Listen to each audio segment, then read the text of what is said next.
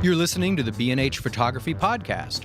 For over 40 years, B&H has been the professional source for photography, video, audio, and more. For your favorite gear, news, and reviews, visit us at bnh.com or download the B&H app to your iPhone or Android device. Now here's your host, Alan Weitz. Hi, I'm Alan Weitz, and welcome to the B&H Photography Podcast.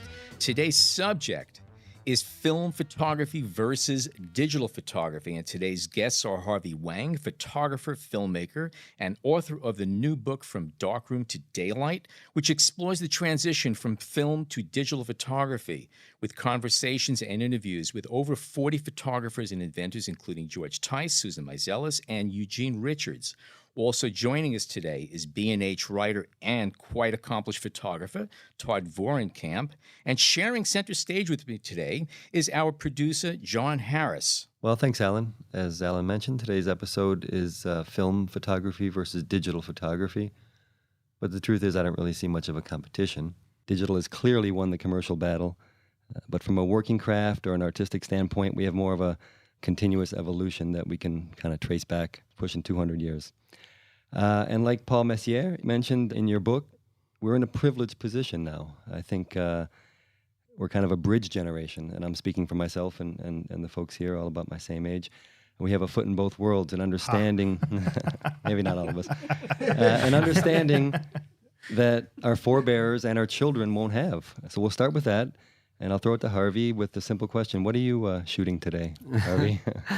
What sent me on this road to do this project, do this book, was I started in film, and like everybody else, to keep current, I needed to transition to digital for professional reasons, for work reasons. You know, any jobs you do, you have to deliver digitally. But after a few years of doing that, I felt some sort of disconnect. I felt a disconnect with photography. It was I had a different relationship with photography once it went to digital. Mm-hmm. So you asked me, what am I shooting now? I shoot digital for work. I still shoot film for personal stuff, but the fact of the matter is, digital is a whole lot easier in a lot of ways, and absolutely, life is busy, and it's just the way to go.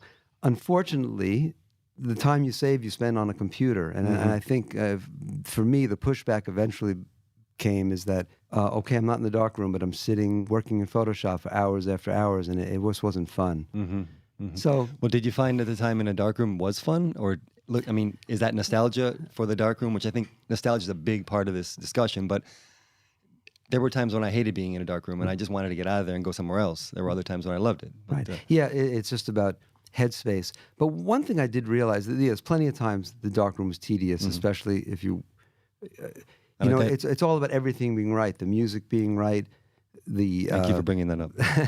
Music, the time. But the fact is, you had this alone time, which you don't have in modern life anymore. Mm-hmm. You're always connected. You're always plugged in. You're always on a screen. You're always interacting in some way. Even if you're doing Photoshop, you're getting text messages. Absolutely. There's a constant barrage of things. So maybe it's nostalgia, but the darkroom was quiet time and alone time. And I have two grown daughters and two small children, and I used to bring the big ones into the darkroom, and I still cherish, and I think they do too, that time together in the darkroom, away from distractions and screens and electronics. Yeah. No, I have. I think we probably all have our kind of darkroom stories or our times. No, you Not don't. Me, No. I spent exactly maybe 6 hours of my life in a dark room. Oh, yeah? I was the guy that shot a roll and then dropped it off at the photo store. So right. Never I see you. I'm getting nasty looks from around the table here. I spent years in the dark room. It has to do with my age. There weren't a lot of dark rooms. Yeah. John, you claim we were all about the same age. That's really not true. Okay. Yeah, no, well, you look much older than you are then. In my teens, they discovered that those chemicals are bad for you, and they kept us away. Right. But we are living in an interesting time, because photography from the very beginning was a chemical process that required a darkroom. Mm-hmm. So when you say evolution, revolution, photography is still photography, and people would argue that it really doesn't matter what camera you use. But I do believe that in digital, you can emulate almost anything in film at this point. Mm-hmm. Maybe that wasn't true 10 years ago, but there is still a difference, I believe, in the relationship you have to the art if you are limited by 12 or 36 exposures, if you're forced to think and slow down. I think looking at the back of a camera after you shoot breaks a flow in certain ways. Jeff Jacobson, who's famous, well-known for doing Kodachrome, working in Kodachrome, he pointed out that just looking at the back of the when he shot Kodachrome, it was the making of photography, making the pictures was in the subconscious. Mm-hmm. Whereas in digital, it's brought right to the consciousness. And I think that affects the images you make.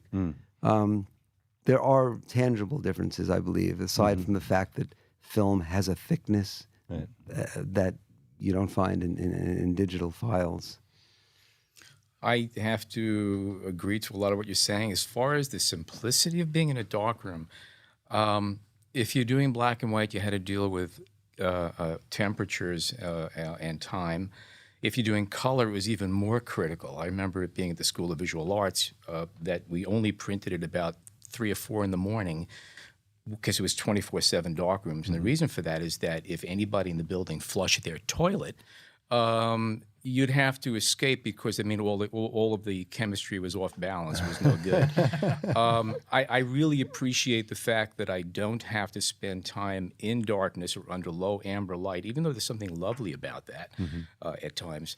But there's something magical about having the ability to sit on your patio with a laptop and wirelessly print archival prints on your Epson or whatever printer you're using in broad daylight, and you can have a barbecue going a few feet away. You can't do that in a darkroom. Have you really done that? I have, yes. I have. I haven't photographed. There's no visual evidence, but I did do That's that. why all of his prints smell like hot dogs. As far as the shooting experience, when I started taking pictures, digital meant wiggling your fingers. And when digital started coming in, I was there to start playing with it. I was fascinated by it. I shot my last roll of film in August 2001 on some antique boats, which was pretty appropriate. And I didn't look back. And from there, I was just going with digital. And I did not play with film again. I had no interest in it until about 1.5 years, 2 years ago. I saw an Olympus O product here at the B&H used department, and I always had a crush on the camera. And I bought it, and I started shooting Tri-X and sending the film out to be developed. I've since picked up a vintage Leica, and I share lenses with my Sony A7 with that, and a medium format camera. And I find myself extremely attracted to the film cameras for reasons of discipline. And you mentioned it earlier that when you have 12 exposures or 36 exposures, you tend to approach photography very different. And the flip side of that is that when I go back to digital, it's like being fired out of a cannon where I suddenly have all of this freedom and I appreciate what digital brings to the table for me. So I love going back and forth, and I could honestly say that going back to film, I think, has made me a better digital photographer. Makes sense, yeah. We come back to this idea of process, but if that's the only thing, it really doesn't go deep enough for me. I mean, let's talk about somebody who's a news photographer, and how are they going to look at this? I mean, to me, being disciplined is one thing, but if you need to get the shot, you need to get the shot. Well, clearly in journalism and advertising and in commercial all, endeavors, digital, there's no comparison. But I think that's why film is going to become an artist medium. I think that's what we're talking about here. We're talking about artists or craftspeople. Right. And there are, there's lomography. There's, I've spoken in different colleges, and I remember Charlie Harvey, who's a well-known educator and great photographer, telling me that everyone is producing these remarkable pictures. They're large, they're perfect, and they're meaningless. Absolutely. And then the kids see a show, and I'm going to pronounce his name wrong, but Miroslav Tichy, who photographed women as a peeping Tom with homemade cameras and film. They see that work, or they see early Robert Frank prints, which have dust. There might be a new rekindling of interest in creating things that are handmade, unique. I think that's a pretty clear backlash we're seeing across the arts and many elements. I just had finished organizing it's a portal or travel photography. And I hear what you're saying, because I looked at so many travel photographers and their work is incredible. I mean, and of course, many of them are using HDR, so you have these crisp, beautiful images. And after about 10 of these photographers, I kind of got bored. I'm like, this is the most beautiful photo I'm ever going to see, but show me something else, show me something dirty. In my MFA program, my last semester was a thesis review, and there was a student that was new to me. We'd been in the school for 4 years together, but I'd never been in a class with him. And we're reviewing everyone's work as we're coming up on our thesis review, and he did a project on volleyball, Southern California beach volleyball. And I commented on one of his photos, like, I love the look that your images have. Like, how did you do this in post-processing? What are you doing to the image? And my friend Amanda, who's another classmate, wrote, he's shooting film, stupid. And it was weird, because they were digital scans, but there was this intangible feel to the images that made him stand out. And it wasn't, his photography was good, but it was like compared to all the other students. I think you have, every art school has people shooting Holgas and stuff, and that has its own look. But there was something about medium format or 35 millimeter film that you could not replicate in digital. Something that you mentioned that I wanted to bring up, which is the idea of digitally scanning your filmed image. That's what I'm doing now. Is that what you're doing? And are we just defeating the whole purpose with this? I mean, I think that is the perfect marriage of film and digital, is to originate in film and scan, because hands down, you can do remarkable things with post-production and printing. And if you start with a negative, which has this inherent grain structure, I think that all the people I photographed, David Goldblatt, the great South African photographer, Jerry Liebling, they're working in film, but they're loving what they can do, having the time. In a darkroom, you have 20, 30 seconds to make all the manipulations you might want to make in a. That's one thing I loved about it. I loved the, your moment, your kind of moment. You're on the spot. You're on a thing. You got to do it right. I mean, of course, you have another shot, another piece of paper. Eventually, they're going to run out. But there was that time factor that I really loved. Yeah. But yeah, I think Alan, so you're scanning negatives and enjoying the results. Very much so. And there's another thing another attribute of shooting film that I really appreciate, and I got it before, and I'm getting it even more now, and that is that I have transparencies and negatives that I shot 45 plus years ago, and I could pick them up and hold them. They're still there. They are the ultimate raw file. Yeah. And when I scan these negatives and these transparencies, I can then take them to levels I couldn't do before. There were times when you'd be shooting, say, color slides, and there would be color casts. It was a bear to get rid of that stuff. Now I scan it, and I could make it whatever I want, color, black and white, or anything in between.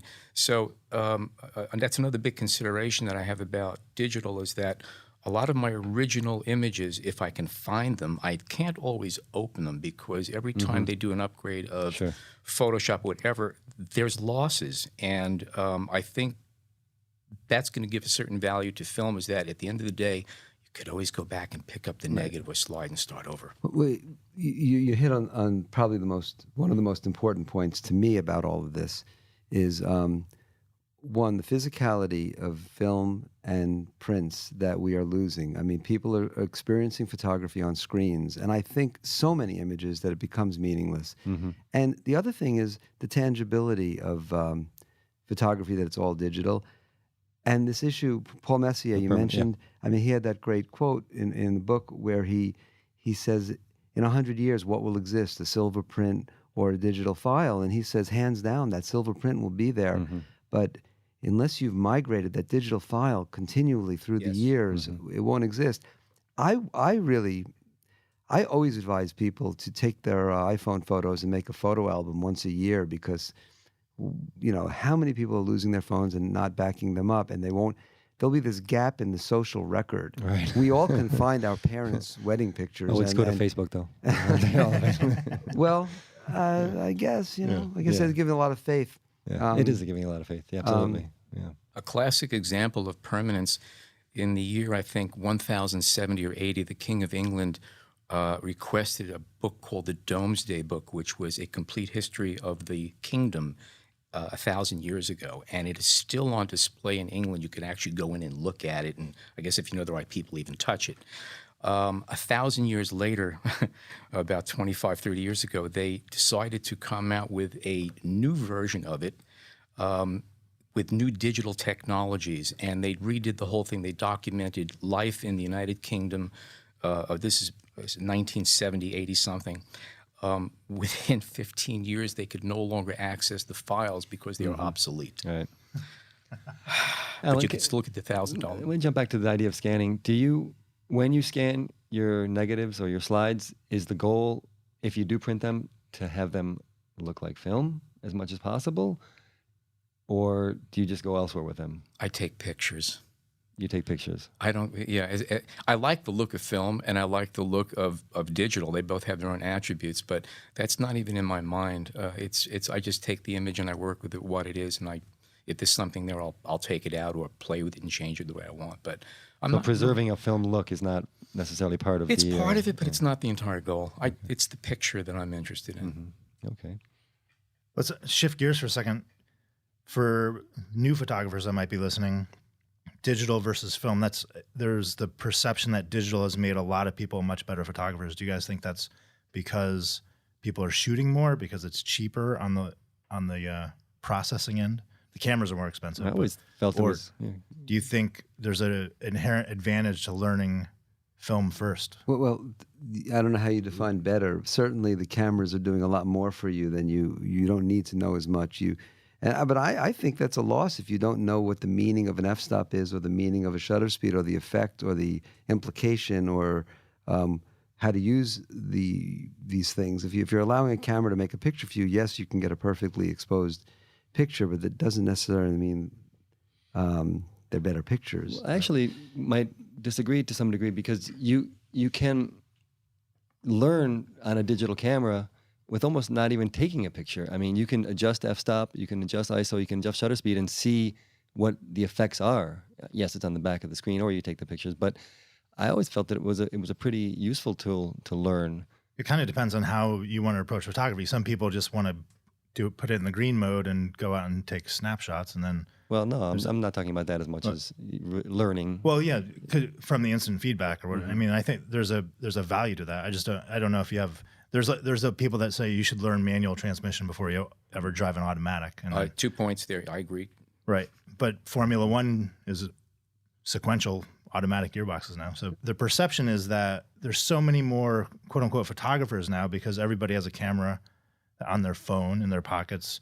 SLRs are being sold in record numbers. I don't have the numbers, but you go on vacation now, you walk around, everybody has an SLR. Back in the day, it was the only people that had SLRs or rangefinders were the serious ones, and then everyone else was carrying point and shoots. As far as which is a better medium to learn, be it film or digital, it's sort of the antithesis of an argument or the comment I make to people. A lot of people come to me and say, I want a camera that's easy to use. And my stock answer is, if you go to B&H, we have cameras that sell for $24 all the way up to $50,000, and they're all equally easy to use. And they look at me like I'm crazy. And I say, yeah, if you want it to be easy, you put it in program, turn on autofocus, and the most expensive camera we have is a point and shoot. The same argument holds if you say, what's the best camera to learn photography, film or digital?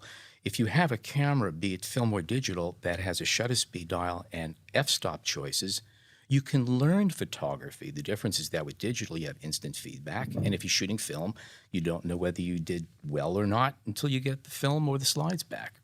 But I think you could learn photography either way if you just strip it away to what the basics are, which is basically a shutter speed and aperture and learning to use your eyes to see. Mm-hmm. Not to answer my own question, but I think one of the values in learning is if you're just going out and shooting and not even, and you throw your pictures up on the screen or you put them on Facebook, unless you actually step back and evaluate your images, you're not going to learn as much as someone who's studying it. Mm-hmm. And when you shot film, I remember, you would pick up your roll of 36 prints and you flip through them, and if there's a couple you like, you pull those negatives and you make enlargements and maybe you stick them on your wall or something. But even if you're shooting film or shooting digital, if you're not studying your photos and not wanting them to get better, you're going to end up in the same spot, taking the same exact stuff. I cannot tell you how many times I'd be sitting there over the light box looking at chromes or looking at negatives and saying, why didn't I go one step further?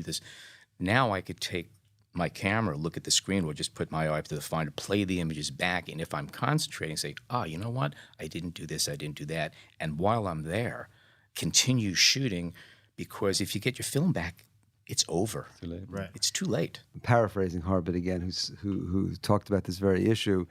He says, ultimately, in film digital, what really matters is what you point your camera at and where you stand when you take the picture. I mean, ultimately, it's Bullseye. still going to be about the picture. And for some people, like for street photographers, maybe you don't need to.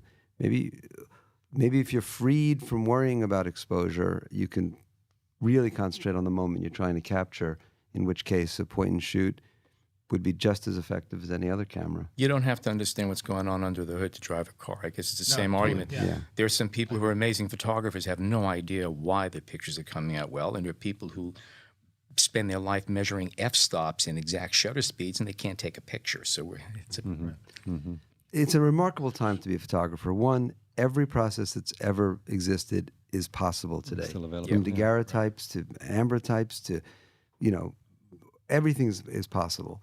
And there's more interest, like you said. The digital has opened it up to the world. There's more pictures. George Eastman wanted a camera and everyone to. He wanted to make pictures for the masses. It's really happened. I mean, Kodak died, and it happened. So it's a great time to care about photography. Absolutely. Yeah. Well, that's another thing we want to talk about today is kind of a resurgence of film right now. Has anyone seen something like that going on? I mean, I have a 25-year-old nephew who, that's all he wants to do is shoot film. And I was kind of surprised at that to some degree. Walk through Williamsburg. Yeah, walk through Williamsburg, Well, anecdotally, I've heard the same look thing. at my freezer. B&H is a good place to know if that's happening. Yeah. Is there our film? They don't share the sales details with me, but I think it's fair to say The that, department is dramatically smaller than it was a few years ago. Of course. But yeah, film is still being sold big time. People are still doing it, and if it's made, we carry it. My friend Richard Sandler, who's a great photographer and he's in the book and a filmmaker, told me yesterday that that Kodak has come out with 2 new films, the purpose of which are to lay back digital movies to film because the movie companies realize that their digital 4K films might not exist, so they are laying them back to film to make sure they are preserved. Interesting. So Kodak seems to be doing well in business using film to back up movies. Right. I would say working at B&H, there's a lot of people that shoot film. I don't think that's necessarily representative of what goes on outside of B&H. I think that we have a weird little microcosm of the photography world here. Like if you come to B&H, there's a lot of people that are very passionate about it, which is a cool thing. It's maybe it spreads from here, maybe it doesn't. Can we talk a bit about sharing and the dissemination of images? Because I think digital might have that, might have film beat there. I mean, no, I mean, yeah, it's an understatement. And you mentioned the fact that, there's too many images, or maybe not too many, but to the point that their meaning is, I mean, if there's one of something, it's really important. If there's a million, they're not so important. But, if you want people to see your work, and I think most photographers do, the web is the way to do it, no? I've tried sharing prints on Facebook, and they keep falling off the screen. I've noticed that, on your computer over there. Yes, it's very easy to share pictures now, and that is a great thing about the digital stuff. But Elliott Erwitt said something funny to me. He says, I'll get some pictures. My son-in-law will send me some pictures. He'll send me 50 pictures.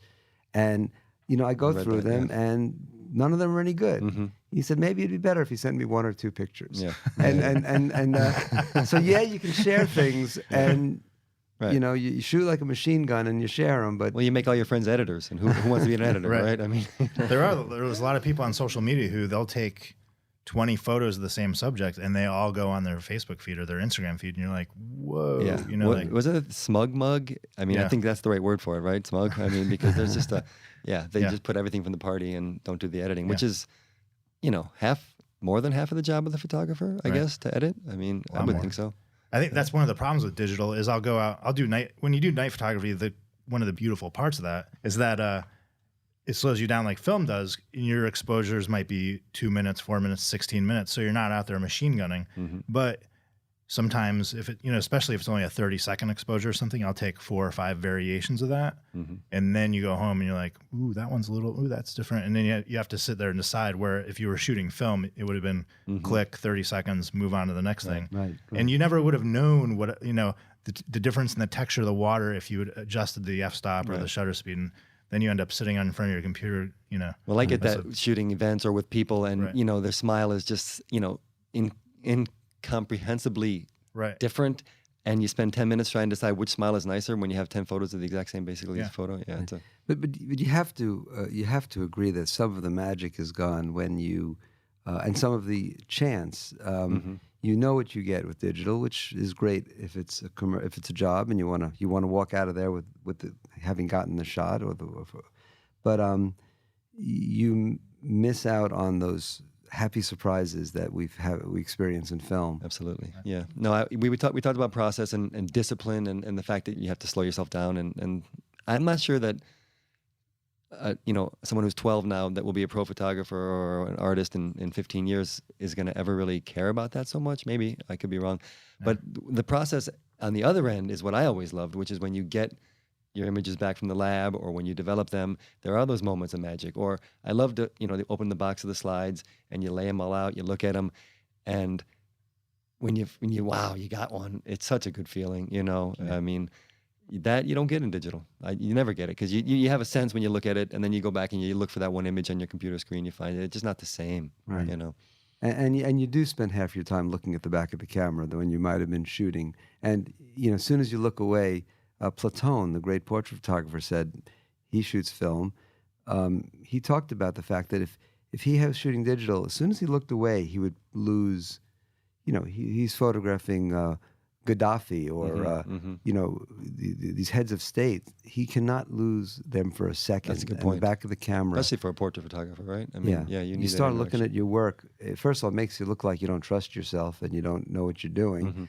And second of all, you give the person opportunity to say, "Well, we're done." Absolutely. That's a good point. Very good point. Harvey, can you talk a little bit about the book? Yeah. How long it took you to get this together, how long the process was, et cetera, et cetera. It was a 8 or 9 year project. Wow. And it kind of came to me in a period where I was feeling very down about